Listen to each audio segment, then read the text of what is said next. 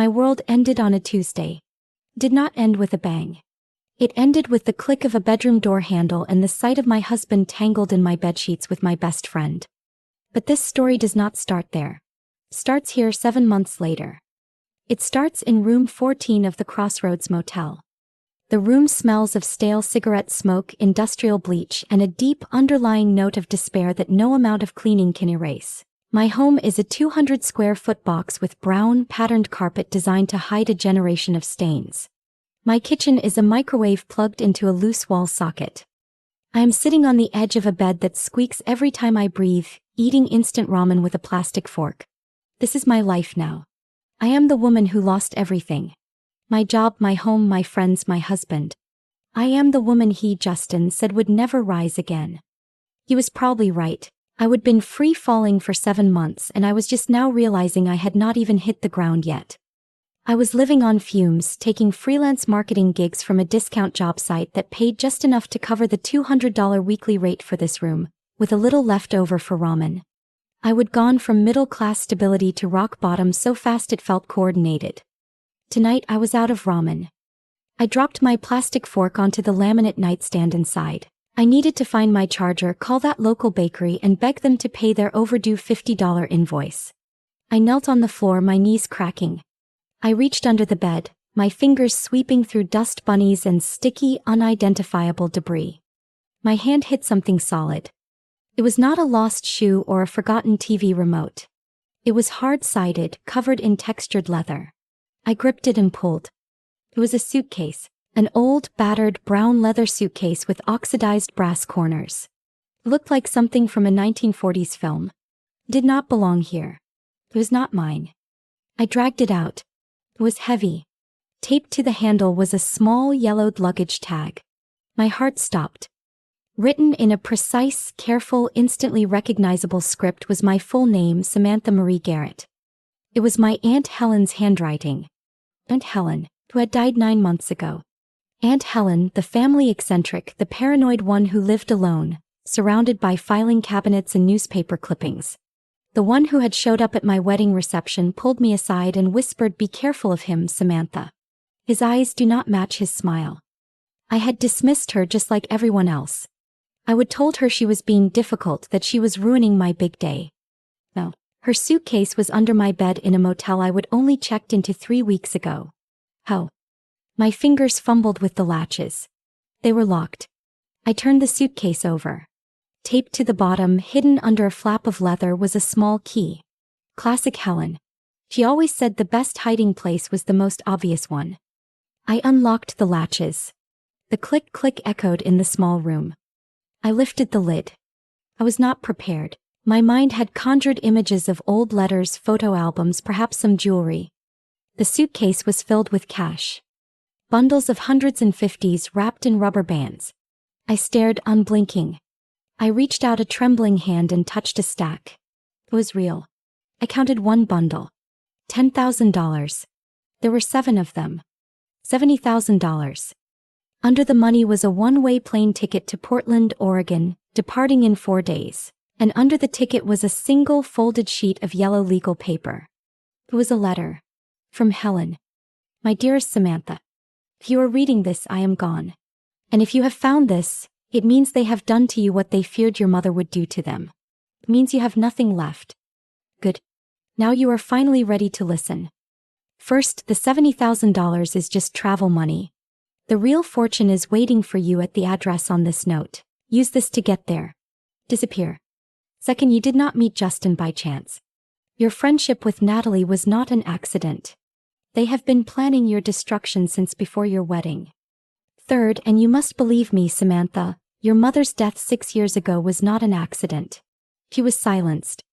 They destroyed your life to keep you weak and discredited in case you ever found what she left behind. They underestimated you.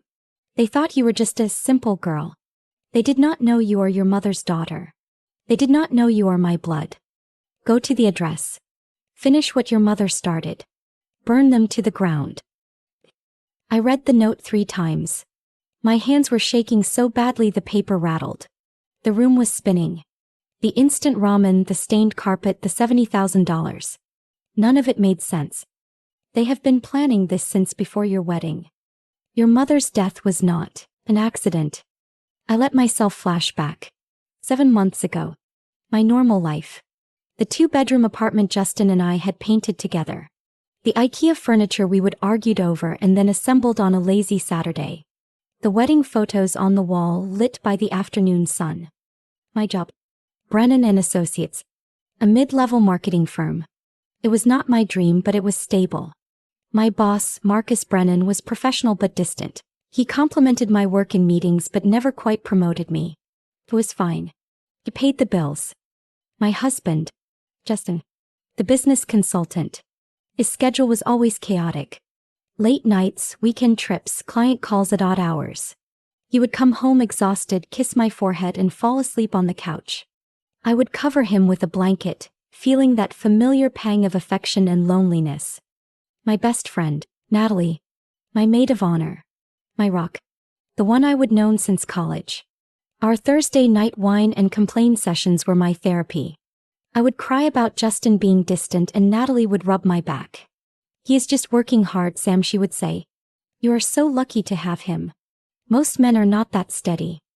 My mother, Catherine, had died 6 years ago. A rainy night. Her car wrapped around a tree. Fell asleep at the wheel, the police report said. Aunt Helen was the only one who'd fought it, the only one who'd claimed it was impossible.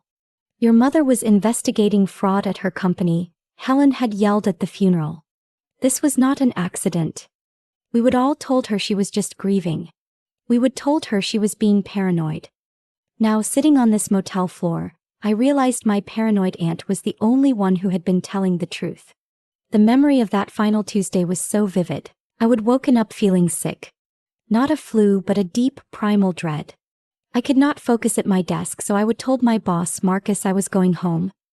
He would looked at me with an expression I could not read.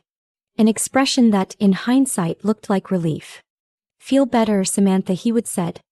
I drove home. I pulled into our apartment parking lot and saw Natalie's silver Honda Civic in a visitor spot. Strange, thought. He's supposed to be at work. But I would spent 7 years learning to silence my own instincts. I would told myself I was being ridiculous. Maybe she was surprising me. Maybe she would left a note. I walked up the 3 flights of stairs. I put my key in the lock as quietly as I could, though I could not have said why. The apartment was quiet. Not empty quiet. Occupied quiet. And then I heard it. Laughter. From our bedroom. It was Natalie's laughter. But it was not her normal, friendly laugh. It was a low, intimate, throaty sound. The kind of laugh meant for only one person. I stood frozen in my own living room, staring at the closed bedroom door. My brain scrambled, desperate to build an innocent explanation. She's on the phone. Justin's not even home. I am sick, I am paranoid, I am just like Aunt Helen. I crossed the room. I did not knock. It was my home. I just turned the handle and pushed the door open. They were in my bed. Tangled in the gray sheets I had washed 3 days earlier. The first thing I saw was not their panic. It was their annoyance. Natalie, my best friend, looked at me like I was the one who was interrupting. Justin, my husband, got out of bed and pulled on his jeans. There was no shame in his movements. Efficiency. The practiced efficiency of a man who had done this before. Sam, he said, his voice calm like he was scolding a child. We need to talk about this like adults. This is not what it looks like. But it was. It was exactly what it looked like. Natalie sat up, holding the sheet to her chest. We did not want you to find out this way, Sam, she said, her voice dripping with a pity that made my skin crawl. But honestly, this has been coming for a long time. You had to know things were not working. The arrogance. The presumption. Not just that they had betrayed me, but that it was my fault for not noticing. How long? My voice sounded strange, distant, like it was coming from someone else. Justin sighed, that impatient sigh he used when I asked him to take out the trash. Does it matter? Long enough that we are sure. Long enough. How many Thursday nights had she sat on my couch, drinking my wine, listening to me cry about him, all while she was sleeping with him the rest of the week? I did not scream. I did not cry. I just turned, walked back into the living room, grabbed the duffel bag from the hall closet and started throwing my clothes into it. My laptop. My chargers. The practical things. Justin followed me, still shirtless. Sam, stop being so dramatic. Let us just talk. We can be mature about this. I walked out of the apartment I helped pay for. I drove to a coffee shop parking lot, sat in my car, and I finally broke. That was 7 months ago. Now, sitting in room 14, I understood. The betrayal was not a mistake. The affair was not a lapse in judgment. It was a plan. Helen's note said my mother's death was not an accident. It said Justin and Natalie had been planning this. I looked at the $70,000. I looked at the plane ticket to Portland. I looked at the address of the real fortune. The woman who had fled her apartment 7 months ago was gone. The woman who had cried on her cousin's couch was gone. The woman eating ramen in room 14 was gone. I was Samantha Garrett. I was my mother's daughter. And I was my aunt's heir. I picked up the plane ticket. All right, Helen, I whispered to the empty, smoke-filled room. I will finish it. The next 4 days were a blur of nervous energy and mechanical preparation. I left room 14 only once, long after midnight, to use the $70,000 in cash to buy a used, untraceable car, a 10-year-old gray sedan that would not draw a second glance. I slept with the suitcase chained to my wrist. The rest of the time I sat on that sagging bed and committed Helen's note to memory, my mind racing through the implications. They have been planning this since before your wedding. The words echoed. I thought back to the night I met Justin. It was at a dinner party thrown by a mutual friend, Sarah, who I had not seen in years. Was Sarah part of it, or was she just a pawn, asked to host a party and introduce 2 people? I thought of Natalie, my maid of honor. The woman who held my hair back when I had the stomach flu. The woman who helped me pick out my wedding dress, who cried during my vows. Had it all been an act, the Thursday night wine sessions, the shared secrets, the laughter, how do you fake a friendship for a decade? The level of sociopathy required was staggering. My mother, Catherine. Strong, brilliant, meticulous. A senior accountant at Meridian Pharmaceuticals. He had died 6 years ago. A rainy night, slick road. Single car accident. Tragic, the police report said. Fell asleep at the wheel. Helen was the only one who had fought it. I remember her at the funeral, her eyes red-rimmed but furious, grabbing my arm. She was investigating them, Samantha, she would whispered, her voice raw. They are covering it up, this was not an accident. I had pulled away from her. I told her she was grieving, that she was being paranoid. I chose the comfortable, tragic lie over the terrifying, complicated truth. I had dismissed her. Now I was her only heir, holding a plane ticket paid for by her paranoia. The guilt was a heavy, cold stone in my gut. On the day of the flight, I drove the new car to the airport, left it in long-term parking, and walked into the terminal with my single duffel bag. I had $70,000 in cash strapped to my torso under a baggy sweatshirt. I looked like just another weary traveler, which, in a way, I was. The flight to Portland was 3 hours of recycled air and profound isolation.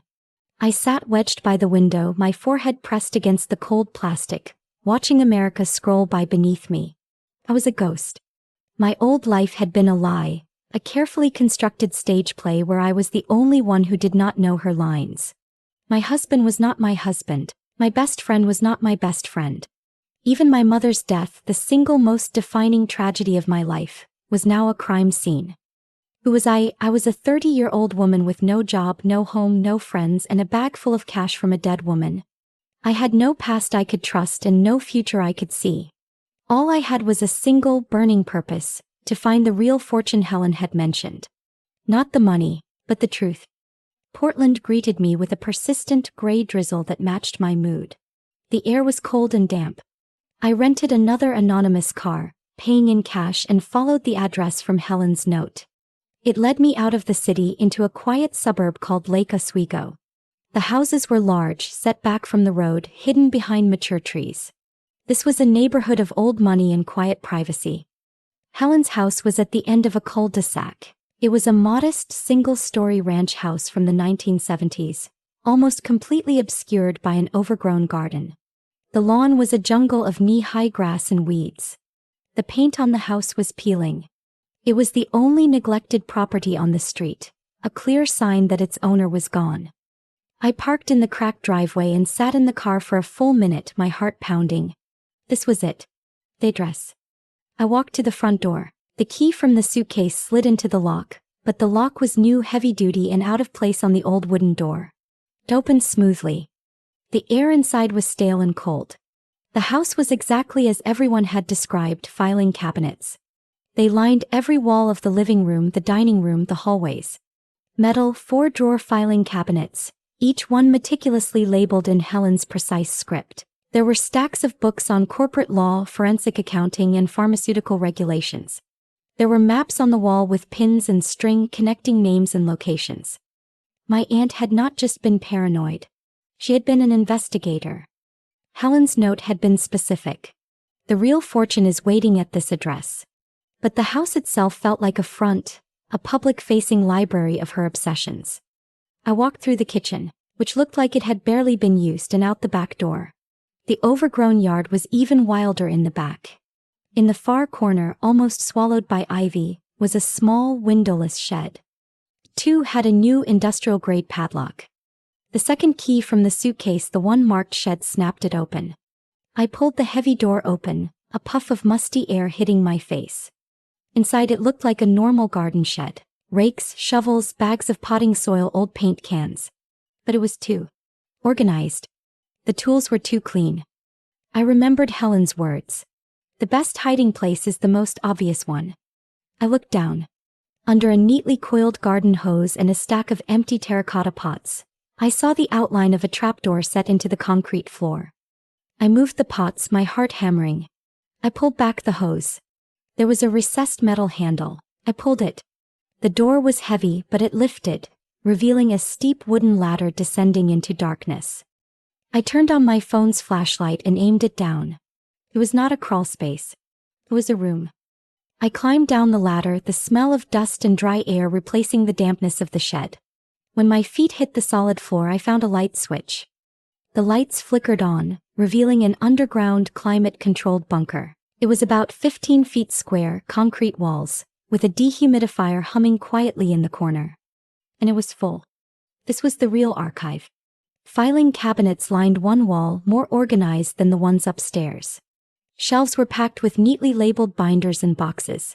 In the center was a simple wooden table, a chair, and on the table, a laptop, a stack of cassette tapes, and an old cassette player. I felt like I had stepped into my aunt's mind. I walked to the table. I did not know where to start. My eyes scanned the labels on the boxes: Meridian Pharma, trial data, C. Vaughn accident report, Justin Vance background, Natalie. My breath hitched. He had files on all of them. I saw a single photograph lying on the table, separate from the others, as if Helen had left it for me to find first. I picked it up. My hands started to shake. It was a photo from a conference. I could see the banner in the background: Meridian Pharmaceuticals Annual Research Summit. In the photo, 3 people were standing together, smiling, holding plastic cups of wine. On the left was Natalie, younger, her hair different but unmistakably her.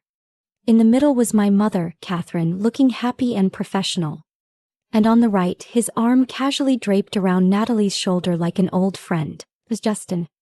My blood ran cold. I turned the photo over. Written on the back in Helen's script, June 2015, Seattle. June 2015. 2 full years before I accidentally met Justin at that dinner party. 2 years before he was introduced to me as a stranger. I sank into the chair, the photograph falling from my fingers. It was true. All of it. My entire relationship, my marriage, the life I had built with him, it was all a lie. A long 7-year, meticulously planned operation. I had not been a wife. I had been a target. My eyes fell on the stack of cassette tapes. The top one was labeled J. Vance and R. Moss, March 2017, C. My mother's name. With a trembling hand, I picked up the tape, put it in the player, and pressed play. I pressed the stiff plastic play button. There was a click, a whir, and a burst of sharp, crackling static. It sounded ancient. Then through the hiss, a voice emerged. A voice I knew better than my own. A voice that had whispered "I love you" in my ear 1,000 times. Justin.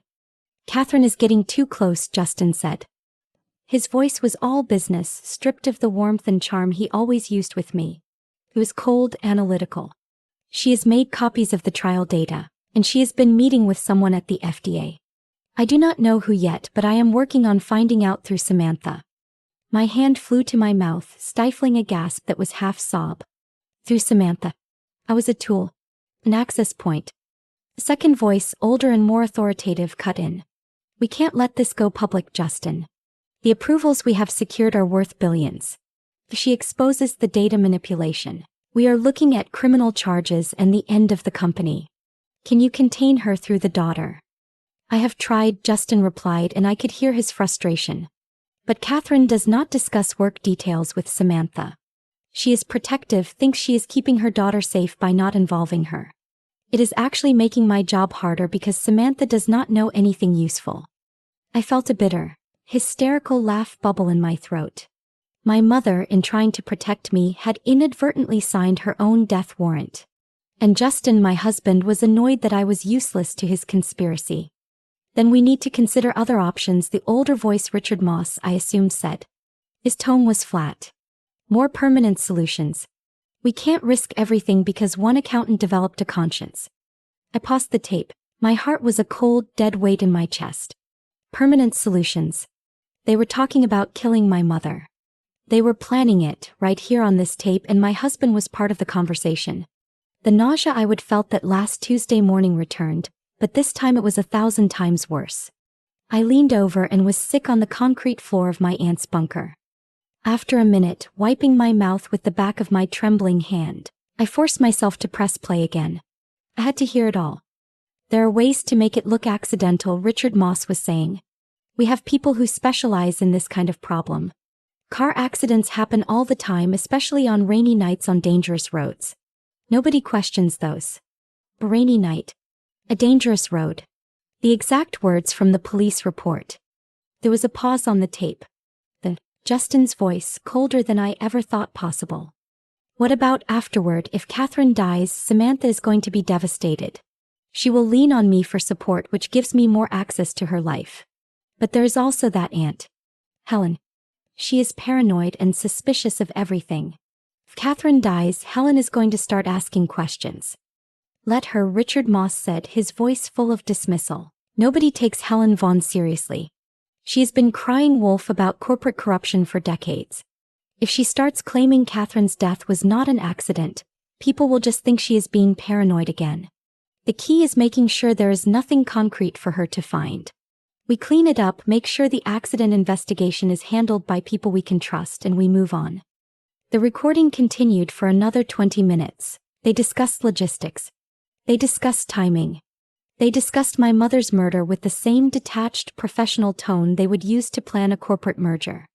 When the tape finally clicked off, I sat in the humming silence of the bunker. He had been a plant. From the very beginning.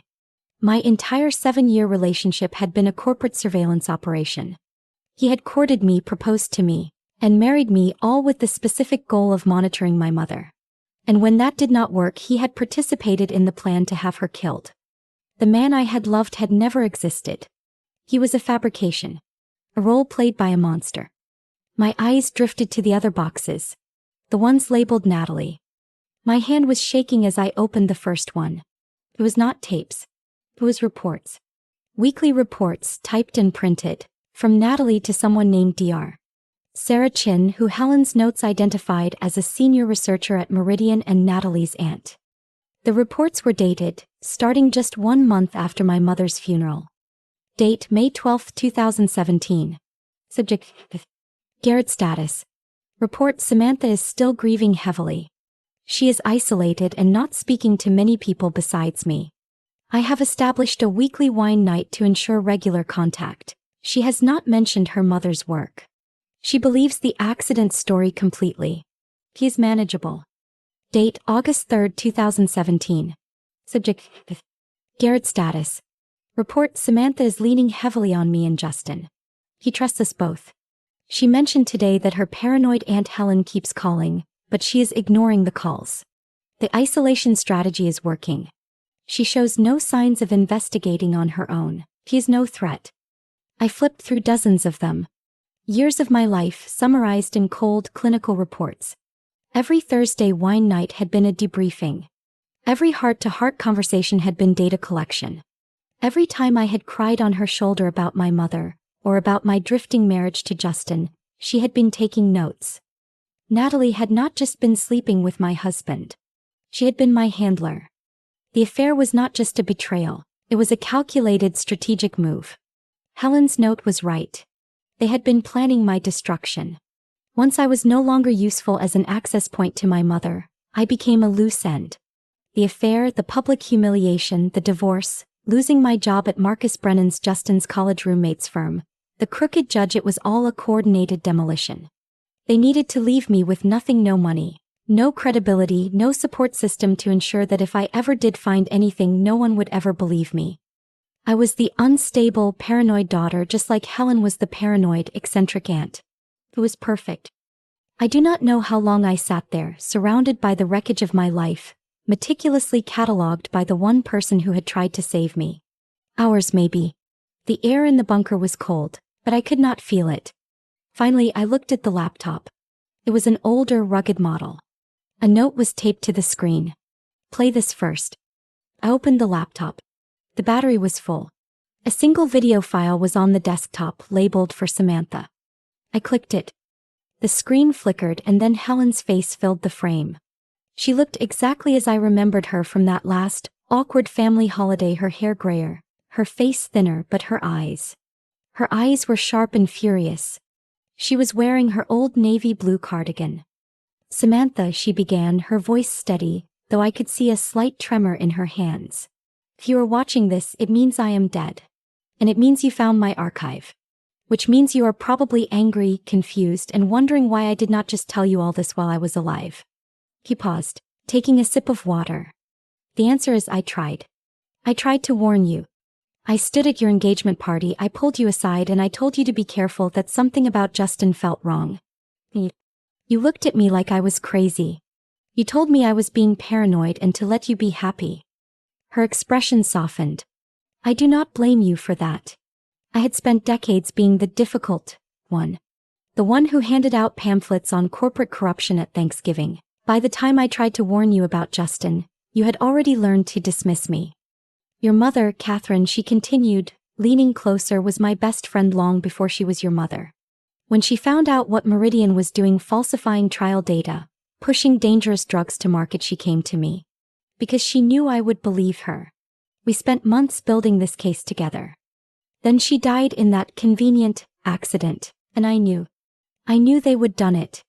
I have spent every day of the last 6 years of my life collecting the evidence you see around you. I did it because I loved your mother. And because I love you. I could not let them get away with it. She looked directly into the camera and it felt like she was staring into my soul. You have two choices, Samantha. The same two choices your mother had. You can take the money I left you, the $70,000, and you can disappear. Change your name, move somewhere far away, and live in quiet comfort. No one would blame you for choosing survival. You have lost enough. She coughed, a dry, rattling sound. Or you can fight. You can use everything I have collected and you can burn them to the ground. Expose Meridian. Expose Justin. Expose Natalie. It won't be easy. They have money, lawyers, and power. But you, she smiled, that old, crooked smile I remembered. You have this. You have the truth. Your mother would be proud of you no matter what. But I think we both know which choice lets you sleep at night. Her expression became serious again. I love you, Samantha. Do not let them win. She reached to turn off the camera, then paused. One more thing. Mountain Pacific Credit Union. Account number 7743. The password is your mother's Meridian employee number. That is the real fortune. The $70,000 in the suitcase, that was just travel money. Use what is in that account to fight. Or use it to run. But for God's sake, use it. The screen went black. The black screen of the laptop stared back at me. The video was over. I sat in the silence of the bunker. Bunker. That was exactly what Helen had built. A war room. And she had left me everything, the motive, the enemy, the evidence. And now an arsenal. $14 million. I sat there, no longer Samantha, the betrayed wife eating ramen in room 14. I was the heir to a war. I looked at the files. Your mother, Justin had said on the tape. Thinks she is keeping her daughter safe by not involving her. You were wrong, Mom, I whispered to the cold, musty air. They involved me. I picked up my phone. I had spent the last 7 months running. It was time to fight. First things first. I had to find the password. Your mother's Meridian employee number. I turned back to the filing cabinets. Helen, meticulous as always, had not failed me. In a box labeled Catherine Vaughn Personal, I found a copy of my birth certificate, my college transcripts, and a small envelope. Inside was my mother's old employee ID. A photo of her smiling, younger than I remembered, and beneath it a string of numbers, M44917B. I took a deep breath and called Mountain Pacific Credit Union. I was prepared to be told I was insane. I was prepared for them to say the account did not exist, that I had misunderstood. Welcome to Mountain Pacific's automated services, a cheerful robotic voice chirped. I navigated a maze of press 1 and press 2, the entire time feeling like this was some cosmic joke. Finally, a human voice. Thank you for holding. This is David. How can I help you? Yes, I said, trying to keep my voice steady. I am calling to inquire about an account. Number 7743. One moment, please, David said, his voice flat with boredom. I heard typing. The silence stretched. Account 7743, he repeated, his voice suddenly changed. The boredom was gone. Plus. Madam, may I have your name? Samantha Garrett. My maiden name was Vaughn. And do you have the password for this account? Yes, I said. It is M44917B. An even longer silence. I could hear my own heart pounding in my ears, a frantic drum against the silence of the bunker. Thank you, Miss Garrett, David said, his voice now stiffly formal. Please hold.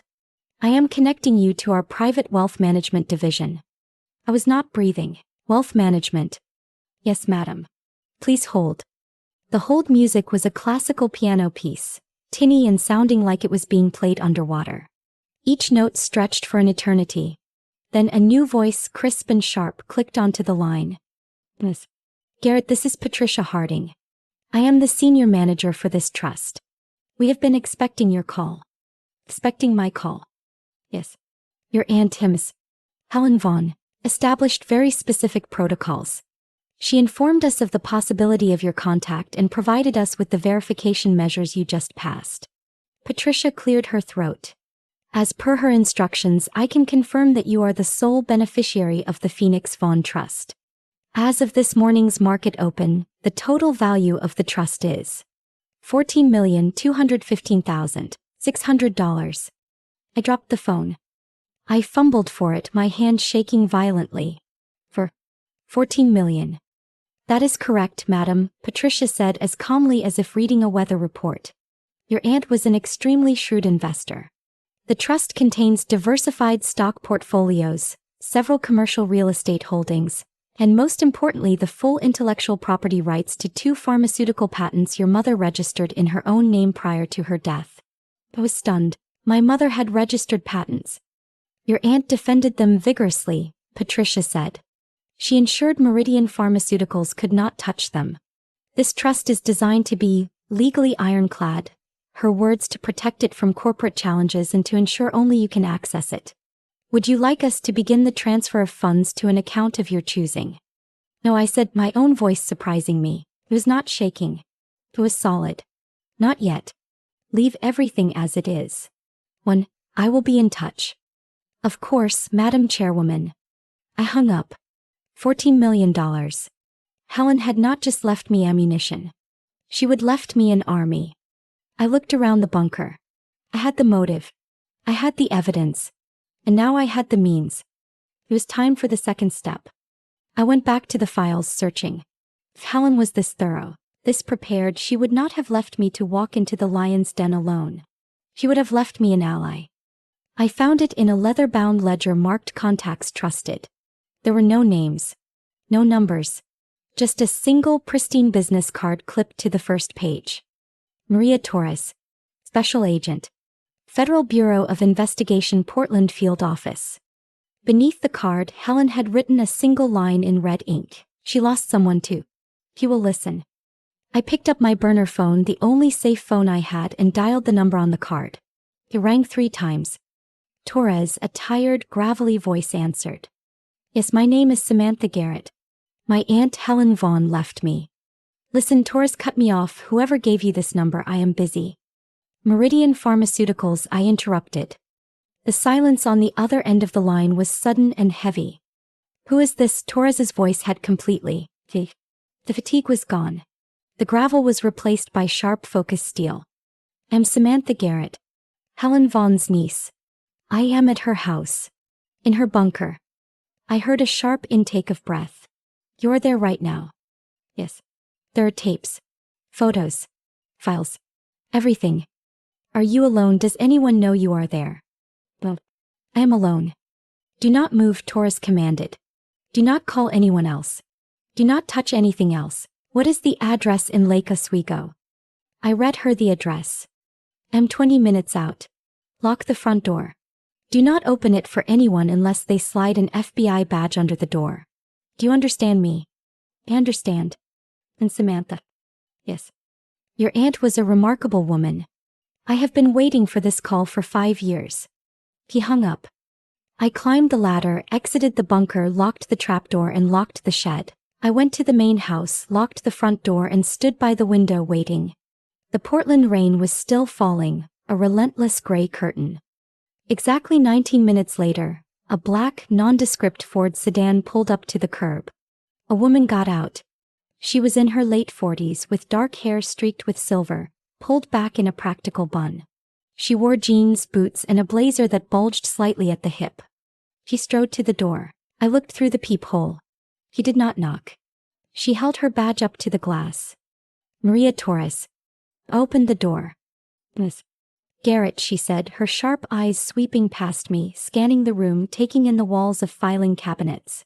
Show me. I said nothing. I just led her through the house, out the back door to the shed. I pointed at the industrial lock. He left keys. Torres examined it, then nodded for me to open it. She stepped inside, looked at the tools, the paint cans, and then directly at the spot on the floor where the trapdoor was hidden. She moved the coiled hose herself. He saw the handle. She looked at me. After you, she said. I led the way down the ladder. When I hit the light switch, I heard Agent Torres let out a low whistle. She stood in the middle of the room, turning in a slow circle. He was not looking at it like a mess. He was looking at it like a gold mine. My God, she whispered. She really did it. The crazy old woman really did it. She pulled on a pair of latex gloves and walked to the table. He picked up the photo of Justin, Natalie, and my mother. You know these people. The one in the middle is my mother, I said. The other two are my husband and my best friend. Torres looked at me, and the professional sympathy in her eyes was replaced by a sharp, personal understanding. Jesus, kid. How deep are you in this? He saw the cassette player. He has audio. Justin, I said, my voice breaking. My husband. He is on there. Talking about permanent solutions for my mother. Torres did not waste time. He picked up the tape, read the label, and looked at me. I need to hear this. No. I already did, I said. She stopped, her gaze studying my face. And you are still standing. I do not have another choice, I replied. She nodded, a new hard respect in her eyes. Your aunt was a legend. A kook to everyone at the bureau, but she kept sending packages, tips. We never had enough to act. We had smoke but no gun. Until today. He looked around the bunker. Samantha, this is not just a gun. This is the whole armory. Your aunt just handed us a multi-billion-dollar federal case. She pulled out her phone. I'm calling in the forensic team. We are sealing this place off. She looked at me. Your life as you know it is over. You understand that, right? My life ended 7 months ago, I said. Now I want to get it back. Torres smiled, the first real smile I would seen. It was cold and terrifying. Well then, kid, she said, dialing, let us get to work. Let us get to work, Torres said. For the next 4 hours, Helen's quiet, overgrown property was transformed. It was no longer a sanctuary. It was a federal crime scene. 2 unmarked vans arrived, followed by a large mobile forensics unit. They did not use sirens. They moved with a quiet, terrifying efficiency that was far more intimidating than a full-scale raid. 6 agents, all wearing FBI windbreakers, fanned out. They were polite but impersonal. They spoke in codes and acronyms. I sat at the small, dusty kitchen table in the main house, watching them through the window as they set up portable lights around the shed. Torres sat opposite me, nursing a cup of instant coffee I would made. What happens now? I asked. Now we work, she said. My team will catalog, photograph, and seize every document, every hard drive, every tape in that bunker. They will create a chain of custody so perfect that by the time a defense attorney sees it, they will advise their client to plead guilty. Me. Torres looked at me, her eyes appraising. You are now the single most valuable witness in a multi-billion-dollar criminal conspiracy case, which also makes you the single most significant liability. She took a sip of her coffee. Can't stay here. The house is compromised. You can't go back to the motel. You can't go to a hotel. You can't call your cousin. As of this moment, every place you would think to go is the first place they would look. You mean Justin? He is. Justin is a foot soldier, Torres said, cutting me off. I'm talking about Richard Moss. I am talking about the people at Meridian Pharmaceuticals who had your mother killed.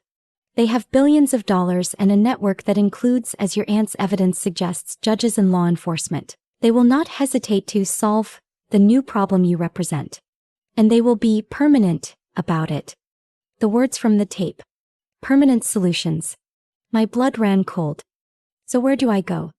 You go with me, Torres said. We are going to a safe house. You're going to tell me everything. Every detail. From the day you met Justin to the coffee you drank this morning.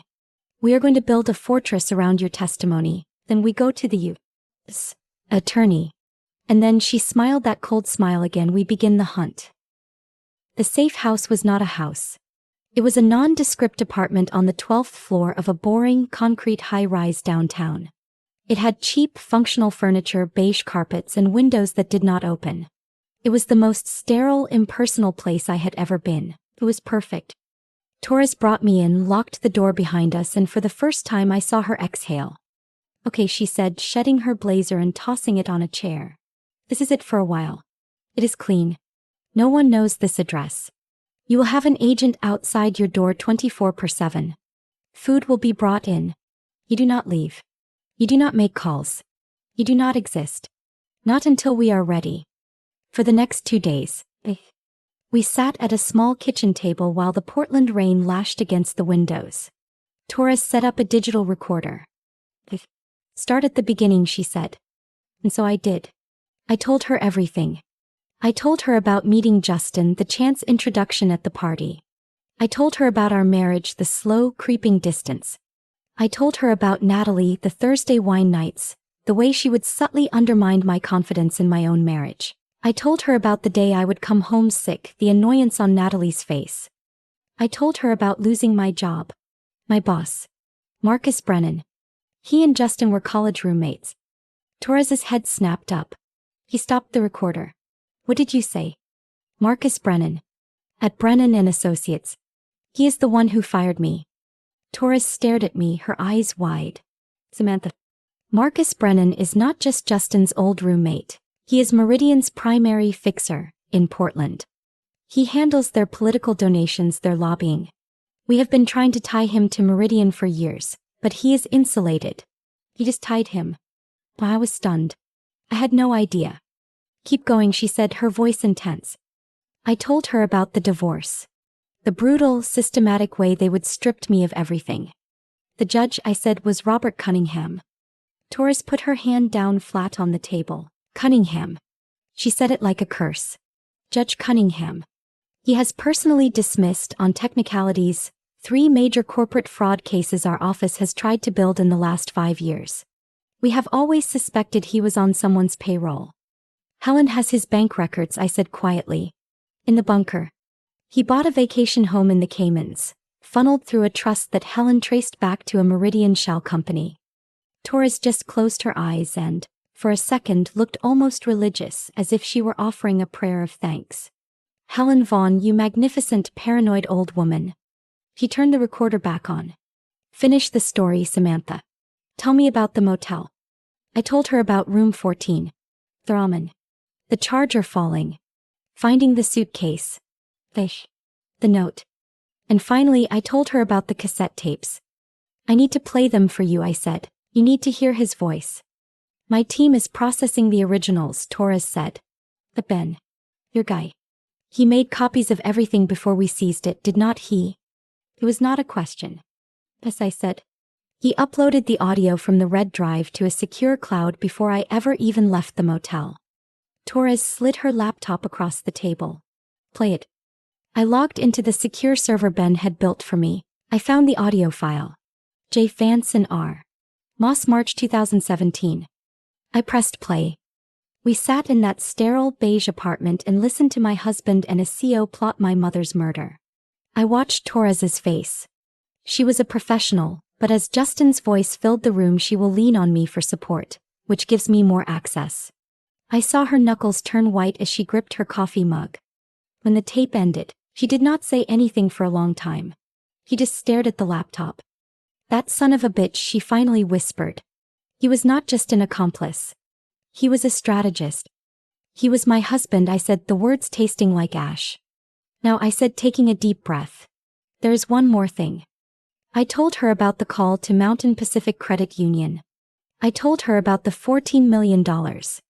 This time Torres actually laughed. It was a short, sharp, dangerous sound.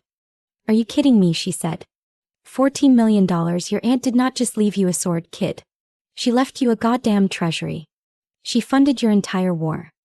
She stood up and began to pace the small room, her mind clearly working 1,000 miles an hour. This is it, she said, more to herself than to me. This is not just a murder case. This is not just a fraud case. This is a RICO case. This is conspiracy. This is a web.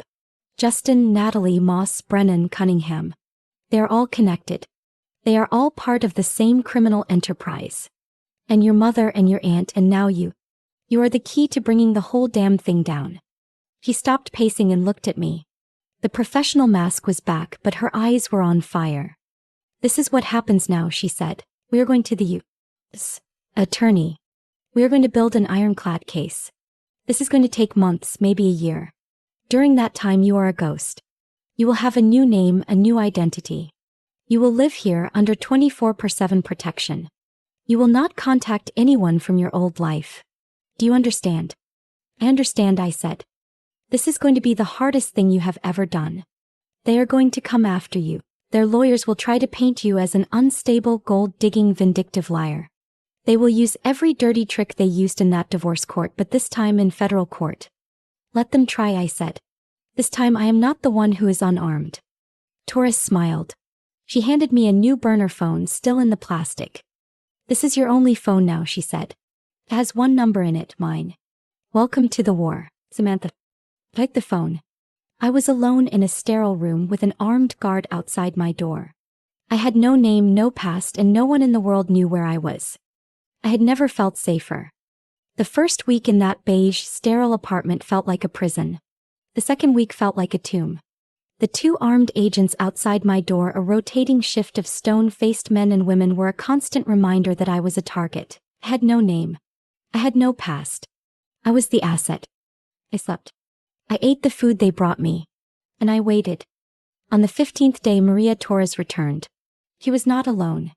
She was with a man in a sharp, dark suit who radiated an aura of pure, predatory intelligence. Samantha, this is Assistant U.S. Attorney Mark Donovan, Torres said. He will be the lead prosecutor on the case. Donovan did not shake my hand. He just sat at the small kitchen table, opened a briefcase, and looked at me. I have reviewed the preliminary evidence from your aunt's archive. Is it enough, I asked. Enough for what? Donovan said, his voice flat. Enough to indict a few people for fraud, yes. Enough to get a warrant for Marcus Brennan's firm, maybe. Enough to charge a sitting federal judge, no. And it is not nearly enough to charge a CEO and the husband of a victim with a 6-year-old murder that was ruled an accident. My heart sank. But the tapes are a good start, he said. But a defense attorney will call them the ramblings of two men in a private conversation that was illegally recorded by a paranoid third party. They will say it was just talk. We need more. We need to connect Richard Moss and Justin Vance directly to the accident. We need to find the people who handled it. We need to flip an insider. Torres leaned forward. Mark, we have the account. The $14 million. Donovan looked at me, his eyes lighting up for the first time. He has access, full liquidity. I do, I said. He steepled his fingers. Good. The FBI has rules of engagement. We have budgets. We have oversight. You, he said, pointing at me, do not. You are a private citizen with an 8-figure bank account and a vested interest in justice. You can do things we can't. What do you mean? I mean, he said, that Helen's ledger listed more than just FBI contacts. She listed one firm. She listed a forensic accounting group. She listed a civil attorney. The government will build the criminal case. We will move slowly by the book. You can start a parallel war. You can sue them. You can hire investigators to dig into every corner of their lives. You can bleed them dry in civil court while we prepare the cuffs for criminal court. Quote, clear purpose settled over me. Helen had not just left me money for my legal fees. She would left me money to fund the entire operation. Do it, I said. The next 6 months were the most intense, grueling, and transformative period of my life. The beige apartment became my war room. With Patricia Harding's help from the bank, I was a ghost with a checkbook. I retained the top corporate litigation firm in the country, the one Helen had marked in her ledger, with a single note, Sharks. I hired the forensic accounting team. I hired the private investigators. While Torres and Donovan's team began the long, slow, methodical process of building the federal RICO case, my team launched an all-out assault. We filed a $500 million wrongful death lawsuit against Richard Moss and Meridian Pharmaceuticals, citing the evidence from the tapes. We filed a separate $100 million civil fraud suit against Justin Vance, Marcus Brennan, and Natalie, citing conspiracy and the fraudulent divorce. The lawsuits were not designed to win, not yet. They were designed to terrify. They were a declaration of war. And more importantly, they gave my P.1.S the power of legal discovery. I sat in that safe house, a ghost in the machine, and I watched them all react. I saw the report when Justin was served. He was at his new high-paying tech job. A process server walked onto the office floor and handed him the papers in front of all his new colleagues. He would apparently laughed it off, telling them he had a crazy ex-wife. I saw the report when his assets were frozen. The laughter stopped. I saw the panicked 3:00 a.m. phone calls between him and Natalie. She is not gone, is she? Natalie had shrieked at him. You said she was broken, you said she was living in a motel. How does she have lawyers? Where did she get this money, Justin? I do not know, he would yell back. You were supposed to be her friend, you were supposed to manage her. They turned on each other just as Helen knew they would. While they were drowning in civil motions, Torres and Donovan were quietly turning the screws. My P.1.S found the man who handled my mother's accident. He was a low-level fixer for Meridian, a man who thought he was untouchable. My civil suit named him as a person of interest, and the moment his name hit the docket, Torres's team convinced him to testify in exchange for immunity in the murder case. He gave them everything. The payments. The orders. The name of the man who had tampered with my mother's brakes. Then they went after the judge. My team's forensic accountants, free from the FBI's red tape, dug into Judge Cunningham's vacation home in the Caymans. They found the link the shell corporation Helen had identified. With that, Donovan had enough. The day of the arrests was a Tuesday. I had been in the safe house for 8 months. Torres walked in at 6:00 a.m., holding a cup of coffee. She looked like she had not slept in days, but her eyes were electric. Today's the day, she said. We are moving. She set up a laptop on the kitchen table, connecting it to a live, secure feed. This is not exactly procedural, she said with a grin. But Helen would have wanted you to watch. She put on her earpiece and started giving commands. Alpha Team go. Bravo go. Charlie you are a go. It happened all at once. 7:05 a.m. a split screen showed a suburban mansion. That is Richard Moss, Torres said. I watched agents swarm the front door. A butler answered. The agents pushed past him. 2 minutes later, Richard Moss, the man whose voice I knew from the tapes, was walked out in his bathrobe, his hands cuffed behind his back. 7:08 a.m. the feed switched. Judge Cunningham, Torres said, her voice full of satisfaction. They did not arrest him at home. They waited until he was in his chambers in his robes, about to start his day. 2 agents and an officer walked in. I watched the blood drain from the judge's face as he read the warrant. He was arrested for bribery and conspiracy to obstruct justice. 7:10 a.m. Marcus Brennan, Torres said. They caught him in the lobby of Brennan and Associates. He tried to bluster. He tried to say, "Do you know who I am?" The agent just said, "Yes, sir. That is why we are here," and cuffed him. 7:12 a.m. Natalie, my best friend. They arrested her at the high-end coffee shop she went to every morning. She was holding a latte when they approached her. She saw the badges and she started to cry. They were not the fake performative tears she would use in the courtroom against me. These were real. And now, Torres said, standing up. "It is my turn." "What?" I asked. "I am taking Justin Vance myself," she said. "He is the one who was married to you. He is the one who planned it. This one is personal." He left. An hour later, her body cam feed lit up the screen on my laptop. I watched through her eyes as she walked into the sleek, open-plan office of Justin's new tech startup. People looked up from their keyboards, confused. Torres walked right up to his desk. He was on the phone laughing. He looked up, annoyed. "Can I help you?" Torres just smiled. "Justin Vance." "Yes."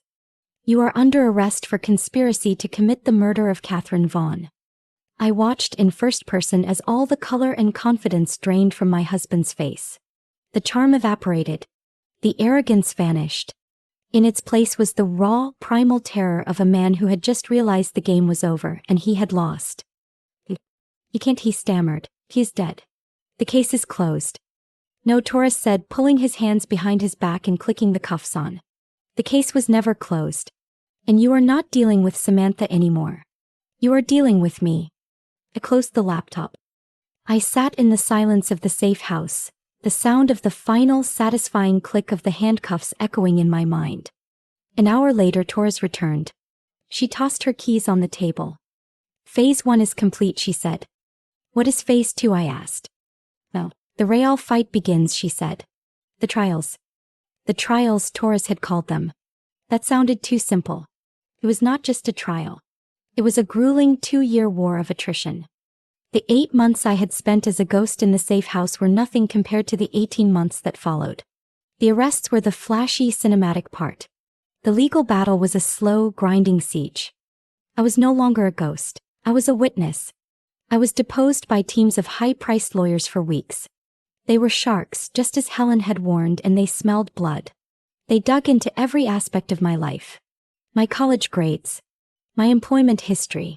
My therapy sessions after my mother died. They tried to paint me as unstable, a gold digger, a woman scorned, a fantasist obsessed with her paranoid aunt's conspiracy theories. But they had a problem. I had 2 things they could not overcome: the truth and $14 million. For every shark they hired, I hired a bigger one. For every motion they filed to bury evidence, my team filed one to unearth it. The media circus was relentless. I was the motel heiress, the Phoenix's daughter. My face was everywhere. Richard Moss's trial went first. It was a spectacle. The prosecution, led by Mark Donovan, was flawless. They used Helen's meticulous files to build a timeline of fraud. They brought in former Meridian employees, whistleblowers Helen had been cultivating for years, who testified about the falsified data. They brought in my P1S and the fixer who had arranged my mother's accident. But the most damning evidence was the tape. Donovan played it in the packed courtroom. He played the part where Moss said, "We can't risk everything because one accountant developed a conscience." Then he played the part where he suggested car accidents happen all the time. The jury deliberated for 6 days. Moss was found guilty on 17 counts, including fraud, conspiracy, bribery, and reckless endangerment. The judge sentenced him to 23 years in federal prison and forfeiture of $40 million in assets. He was 62. It was a life sentence. I watched him get led away, his face impassive, and felt nothing but the cold, clean click of a lock falling into place. One down. Natalie's trial was next, but it barely happened. Faced with the mountain of evidence, her own surveillance reports on me, the tapes of her calls with her aunt, Dr. Chin, she did what she had always done. She chose the path of least resistance. She took a plea deal. She pleaded guilty to conspiracy to commit fraud and obstruction of justice in exchange for testifying against everyone else. She was sentenced to 8 years. I received a letter from her, 3 pages written on prison stationery, full of self-serving apologies. She claimed she had been young and desperate, manipulated by Justin, and that she really did grow to care about me. She wanted forgiveness. I read the letter once, sitting in the new, clean Portland apartment I would bought with Helen's money. Then I filed it in a folder labeled Evidence of Betrayal and never looked at it again. Then came Justin. His trial was the one I had been dreading. This was the one that was personal. This was the one I would have to testify in. I walked into that courtroom, my heart pounding but my head held high. I had spent the last year not just preparing but transforming.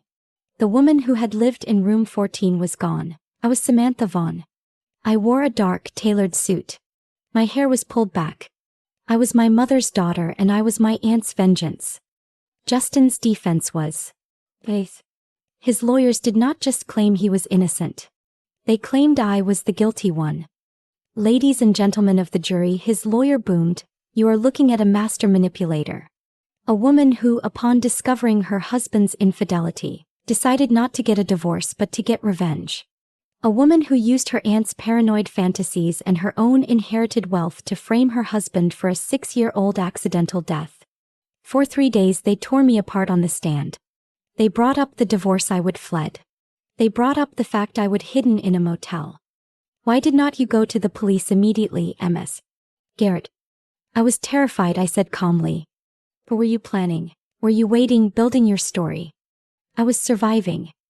"You were surviving," the lawyer sneered, "by taking $70,000 in cash from a woman who believed the government was monitoring her fillings, and then you magically found $14 million.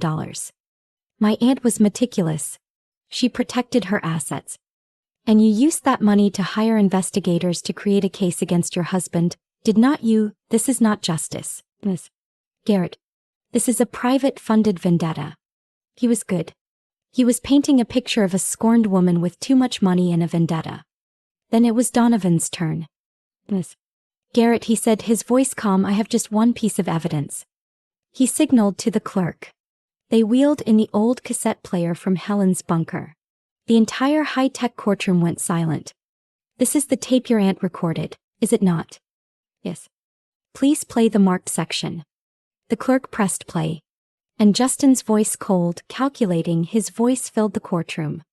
"She will lean on me for support, which gives me more access to her life. But there is also that aunt, Helen. She is paranoid and suspicious." The lawyer objected. The judge overruled. They played the entire conversation. They played the permanent solutions. They played his calm, strategic discussion of how to handle me after my mother was murdered. I did not look at the jury. I looked at Justin. He was staring at me, his face white. The charm was gone. The confidence was gone. He looked at me with pure, unadulterated hatred. He was not just a man on trial.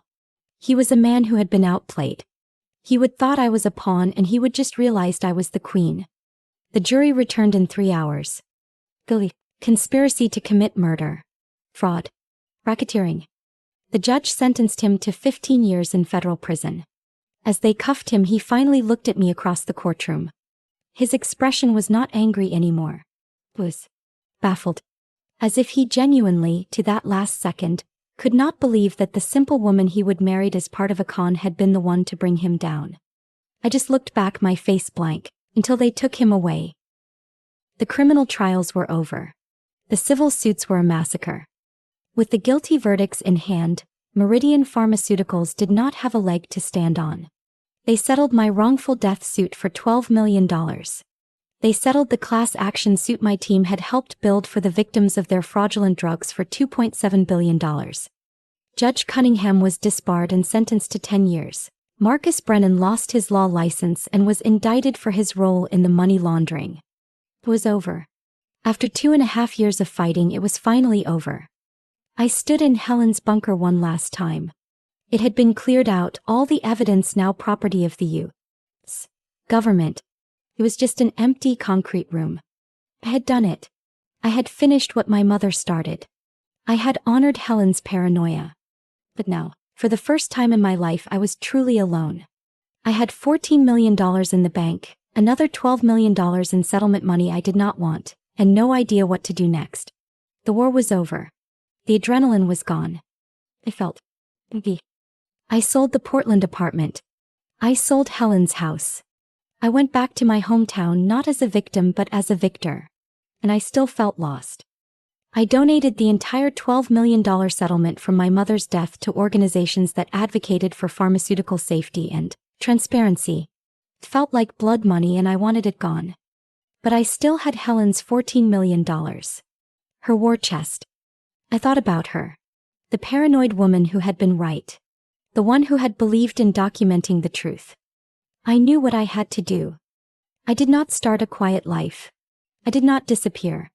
I used Helen's trust to start the Vaughn Foundation, a non-profit organization dedicated to investigating pharmaceutical fraud and, more importantly, funding and protecting corporate whistleblowers. I hired my own team of sharks investigators, forensic accountants, lawyers. We became the organization Helen would have built if she would had the resources. We became the place people could go when they saw something wrong and were too afraid to speak up. I found my purpose. It was not revenge. It was ensuring that what happened to my mother, and to me, would never happen to anyone else. I still think about room 14 at the Crossroads Motel sometimes. I keep the receipt from my last week there laminated in my wallet. It is a reminder. A reminder that rock bottom is real, that betrayal can strip away everything you thought defined you. But it can't destroy you. Not unless you let it. Helen had been right. The truth matters. And sometimes, the greatest revenge is simply refusing to let them erase you.